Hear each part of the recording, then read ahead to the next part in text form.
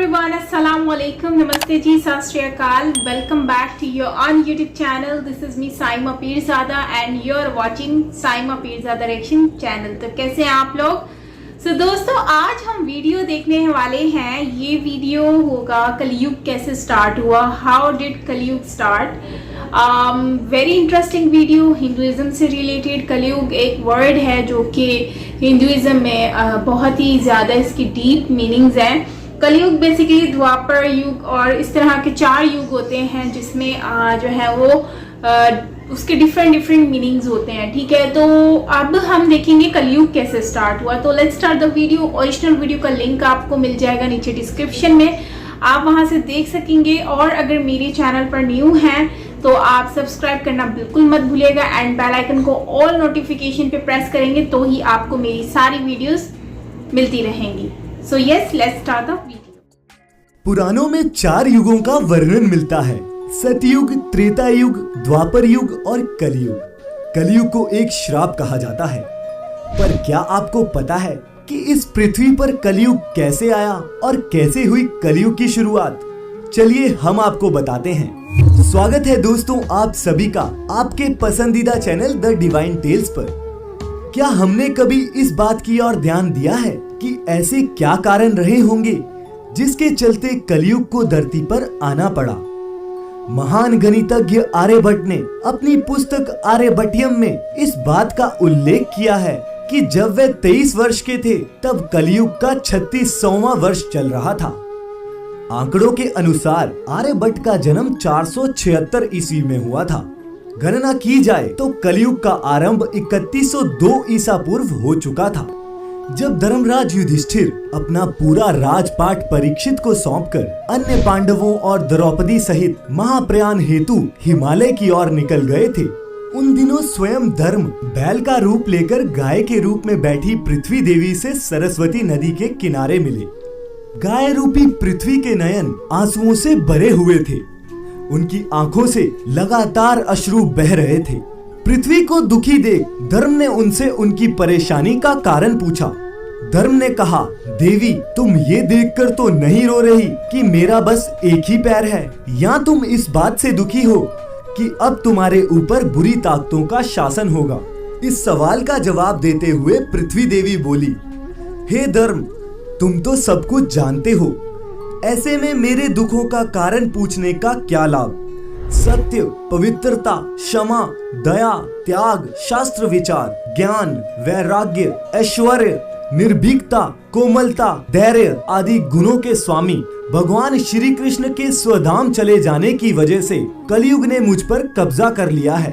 पहले भगवान कृष्ण के चरण मुझ पर पड़ते थे, जिसकी वजह से मैं खुद को सौभाग्यशाली मानती थी, परंतु अब ऐसा नहीं है. अब मेरा सौभाग्य समाप्त हो चुका है. धर्म और पृथ्वी आपस में बात ही कर रहे थे कि इतने में असुर रूपी कलयुग वहां आ पहुंचा और बैल और गाय रूपी धर्म और पृथ्वी को मारने लगा. राजा परीक्षित वहां से गुजर रहे थे. जब उन्होंने ये दृश्य अपनी आंखों से देखा तो कलयुग पर बहुत क्रोधित हुए. राजा परीक्षित ने कलयुग से कहा, दुष्ट पापी तू कौन है? इस निरीह गाय और बैल को क्यों सता रहा है? तू महान अपराधी है. तेरा अपराध क्षमा योग्य नहीं है, इसलिए तेरा वध निश्चित है. राजा परीक्षित ने बैल के रूप में धर्म और गाय के रूप में पृथ्वी देवी को पहचान लिया था. राजा परीक्षित उनसे कहते हैं, हे धर्म, सतयुग में आपके तप, पवित्रता, दया और सत्य ये 4 चरण थे. त्रेता में 3 चरण ही रह गए, द्वापर में 2 ही रह गए और अब इस दुष्ट कलयुग के कारण आपका एक ही चरण रह गया है. पृथ्वी देवी भी इस बात से दुखी है. इतना कहते ही राजा परीक्षित ने अपनी तलवार निकाली और कलयुग को मारने के लिए आगे बढ़े. राजा परीक्षित का क्रोध देखकर कलयुग थरथर कांपने लगा. कलयुग भयभीत होकर अपने राजसी वेश को उतारकर राजा परीक्षित के चरणों में गिर गया और क्षमा याचना करने लगा. राजा परीक्षित ने भी शरण में आए हुए कलयुग को मारना उचित ना समझा और उससे कहा, कलयुग तू मेरे शरण में आ गया है, इसलिए मैं तुझे जीवन दान दे रहा हूँ, किंतु अधर्म, पाप, झूठ, चोरी, कपट, दरिद्रता आदि अनेक उपद्रवों का मूल कारण केवल तू ही है. तू मेरे राज्य से अभी निकल जा और फिर कभी लौटकर मत आना। परीक्षित की बात को सुनकर कलयुग ने कहा कि पूरी पृथ्वी पर आपका निवास है।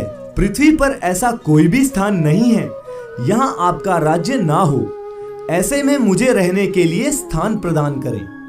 कलयुग के ये कहने पर राजा परीक्षित ने सोच विचार कर कहा, असत्य, मद, काम और क्रोध का निवास यहाँ भी होता है तो इन 4 स्थानों पर रह सकता है। परंतु इस पर कलयुग बोला, हे राजन, ये 4 स्थान मेरे रहने के लिए अपर्याप्त हैं। मुझे अन्य जगह भी प्रदान कीजिए। इस मांग पर राजा परीक्षित ने उसे स्वर्ण के रूप में 5वां स्थान प्रदान किया। कलयुग इन स्थानों के मिल जाने से प्रत्यक्ष रूप में तो वहां से चला गया, किंतु कुछ दूर जाने के बाद अदृश्य रूप में वापस आकर राजा परीक्षित के स्वर्ण मुकुट में निवास करने लगा। मार्कंडेय पुराण में वर्णन मिलता है कि कलयुग के दौरान शासक जनता पर मनमाने ढंग से शासन करेंगे, मनचाहे ढंग से उन पर लगान थोपेंगे। शासक अपने राज्य में अध्यात्म की जगह भय का प्रसार करेंगे। बड़ी संख्या में पलायन शुरू हो जाएगा। लोग सस्ते खाद्य पदार्थ और सुविधाओं की तलाश में अपने घरों को छोड़कर जाने के लिए मजबूर होंगे। धर्म को नजरअंदाज किया जाएगा और लालच, सत्ता, पैसा सभी के मस्तिष्क में प्रबल रूप से विद्यमान रहेंगे। लोग बिना किसी पश्चाताप के अपराधी बनकर लोगों की हत्या भी करेंगे। संभोग ही जिंदगी की सबसे बड़ी जरूरत बन जाएगी। लोग बहुत आसानी से कसम खाएंगे और उसे तोड़ भी देंगे। लोग मदिरा और अन्य नशीले पदार्थों की चपेट में आ जाएंगे। गुरुओं का सम्मान करने की परंपरा भी समाप्त हो जाएगी। ब्राह्मण ज्ञानी नहीं रहेंगे, क्षत्रियों का साहस खो जाएगा और वैश्य अपने व्यवसाय में ईमानदार नहीं रह पाएंगे। आज ये सभी चीजें दोस्तों हमारी रोजमर्रा के जीवन की साधारण सी बातें लगती हैं। कलयुग का अंत कैसे होगा ये हमने आपको एक दूसरी वीडियो में बताया है। वीडियो का लिंक डिस्क्रिप्शन में शेयर कर रहे हैं। उम्मीद करते हैं कि कलयुग की शुरुआत की ये कहानी आपको बेहद पसंद आई होगी। जुड़े रहें द डिवाइन टेल्स के साथ ऐसे ही और रोचक का वीडियो जिसमें कलयुग के बारे में एक्सप्लेन किया गया है कि किस तरह से कलयुग स्टार्ट हुआ। आजकल जो चीजें हो रही हैं वो सब पहले ही बताई गई हैं और आज की इस वीडियो में भी हमने वही देखा कि किस तरह से राजा जो हैं वो बता रहे हैं कि ये सब कुछ होगा उस टाइम पर, ठीक है, मतलब कि आने वाले वक्त में, मतलब कि ये जो आज हो रहा है ये इससे बहुत सालों पहले ये सब कुछ बता दिया गया था कि इंसान भाई भाई का नहीं रहेगा, झूठ बहुत ज्यादा हो जाएगा, छल बहुत ज्यादा होगा, बातें करके लोग भूल जाएंगे, प्रॉमिसेस करके लोग भूल जाएंगे कि ये मैंने तो कुछ प्रॉमिस ही नहीं किया, या फिर वादा खिलाफी बहुत ज्यादा होगी। लोग अपने खाने पीने के लिए जो है अच्छे से अच्छा ढूंढने के लिए वो एक जगह से दूसरी जगह जाएंगे और मतलब कि हर वो चीज करने की कोशिश करेंगे जो कि है गुनाह की तरफ जाती है। हम ये कह सकते हैं गुनाह। तो बुराई बेसिकली लोग जो कर रहे हैं आज के दौर में, फीमेल्स में इतना ज्यादा इंटरेस्ट रखना,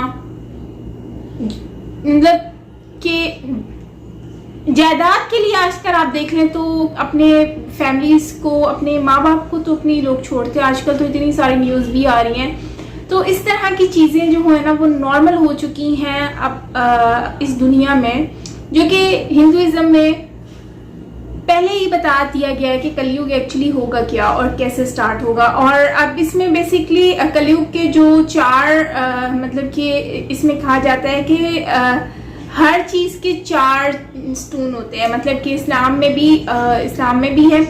तो बेसिकली अब इसमें ये बताया गया है कि ये जो है इसमें 4 होते हैं जिसमें से 3 तो ख़त्म हो चुके, एक जो है वो कलयुग बचा। तो कलयुग जो है वो किस तरह से स्टार्ट हुआ उसके बारे में भी एक्सप्लेन किया गया और जो है वो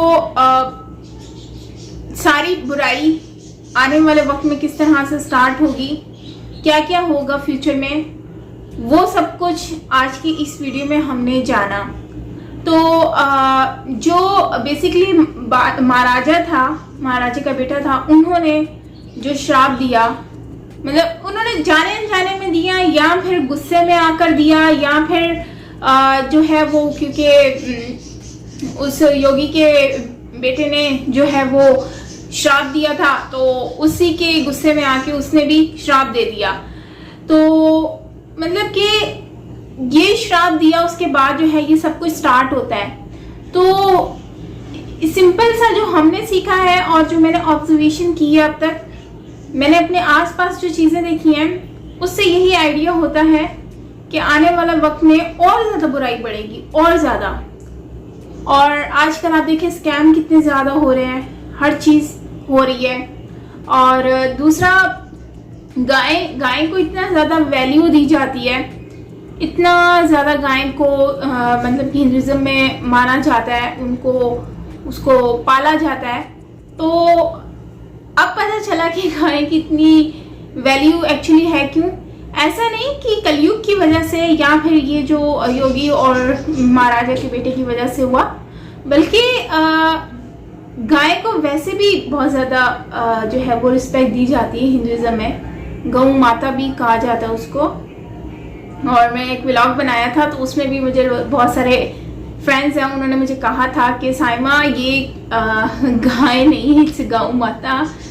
नंदी कहते हैं ना, नंदी कहते हैं। तो खैर गाइस, ये था हमारा आज का वीडियो। आई होप कि आपको अच्छा लगा होगा। ज़रूर मुझे बताइएगा आपको कैसा लगा। मिलते हैं नेक्स्ट वीडियो के साथ। अपना बहुत सारा ख्याल रखिएगा और सजेशन हो तो आप मुझसे नीचे लिंक शेयर कर सकते हैं डिस्क्रिप्शन कमेंट सेक्शन में, सो हम उस पर ज़रूर एक्शन देंगे। सो मिलते हैं नेक्स्ट वीडियो के साथ। Till then take care, bye bye.